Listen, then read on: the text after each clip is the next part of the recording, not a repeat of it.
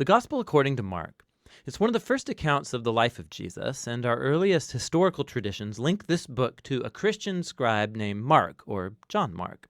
He was a co-worker with Paul and a close partner with Peter. And in fact, an ancient church historian named Papias, he recalls that Mark had collected all of the eyewitness accounts and memories of Peter and then shaped them into this account. But Mark didn't just randomly throw the pieces together. He's carefully designed this story of Jesus. In the first line of the book, Mark makes this claim about Jesus.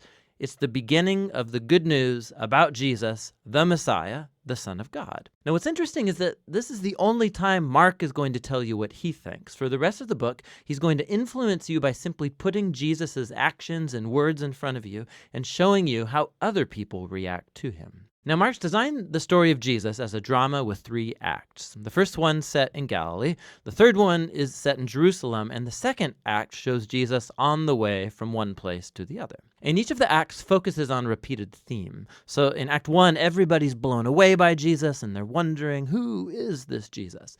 In Act 2, it's the disciples who are struggling to understand what it means for Jesus to be the Messiah. And then in Act 3, we watch the surprising paradox of how Jesus becomes the Messianic King. Let's just dive in and you'll see how it unfolds. After the opening line, Mark begins with a quotation from the ancient prophets Isaiah and Malachi, who said that God would send a messenger to Israel to prepare them for when God would show up himself to rescue his people and become their king. And Mark introduces John the Baptist as that messenger, and then right when you expect God to show up personally, Mark introduces Jesus. And as he comes onto the scene, the heavens open, God's Spirit descends on Jesus, and God says, "You are my beloved Son." After this, Mark places in front of us a summary of Jesus' core message. He went about Galilee announcing the good news that God's kingdom has come near. Jesus is carrying forward the story from the Old Testament scriptures about God's rescue operation for his world. Through Jesus, God is restoring his reign over the world by confronting and defeating evil and its hold on people's lives, and then by inviting them to live under his reign by following Jesus.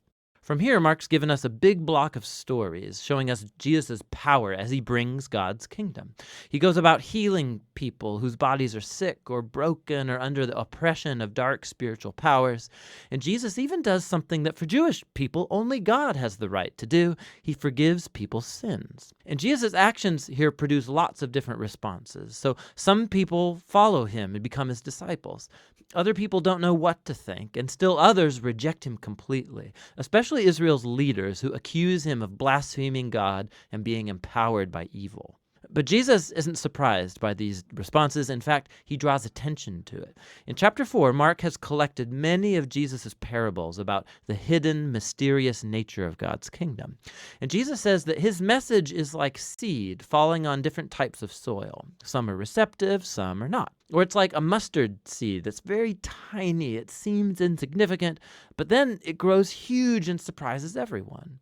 Jesus' point is that he really is the Messiah, bringing God's kingdom, but it doesn't look like what anybody expected. And this growing confusion about Jesus among the crowds is connected to a key idea Mark emphasizes at the end of Act 1, that even among Jesus' disciples there's confusion. Even they are struggling to grasp who Jesus really is, and that brings us to Act 2. It begins with a crucial conversation. Jesus takes the disciples aside and he asks, "Who do you all say that I am?" And Peter speaks up saying, "You're the Messiah." But it becomes clear that for Peter, this means that Jesus is a victorious military king from the line of David who will rescue Israel from the Romans. But for Jesus to be the Messiah means that he's the suffering servant king of Isaiah 53, who will bring God's rule by giving up his life in Jerusalem. And the disciples, they don't get it.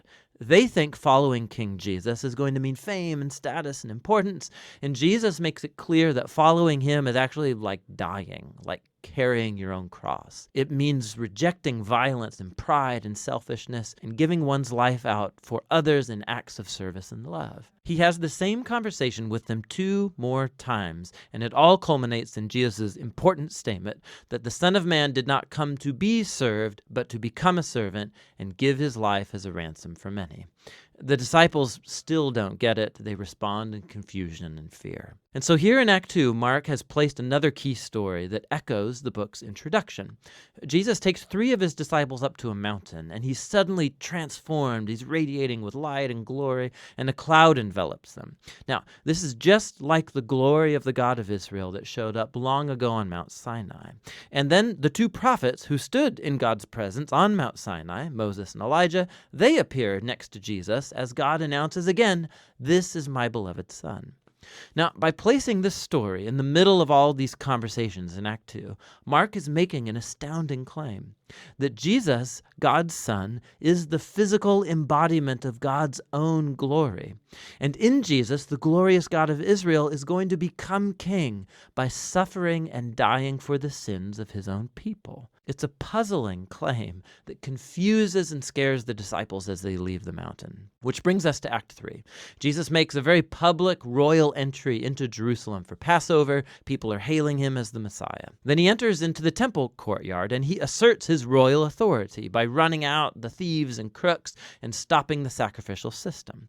Then this kicks off a whole week of Jesus debating and confronting the leaders of Israel, condemning their hypocrisy, and so they set in motion a plan to have him killed. And Jesus warns his disciples, predicting that Jerusalem and its temple will be destroyed within a generation, and his disciples will be persecuted just like him, until he returns one day to bring God's kingdom fully over the world. And it all leads up to the final night. Jesus has his last Passover meal with the disciples, a symbolic meal that told the story of Israel's liberation from slavery through the death of the Passover lamb. And Jesus takes these symbols and he gives them new meaning. They point to the liberation from sin and death that will happen through the death of the suffering servant Messiah. From here, the story rushes forward to Jesus' arrest, his trial before Israel's priests and the Roman governor Pilate, all resulting in Jesus' crucifixion. And it culminates in a key scene that matches the important scenes from Acts 1 and 2, except this time it's darkness that descends, not a cloud. And instead of the divine voice from heaven, it's Jesus' voice crying out before he dies. And then most surprising is that it's a Roman soldier who sees Jesus die, who grasps and then announces who Jesus is. This man was the Son of God.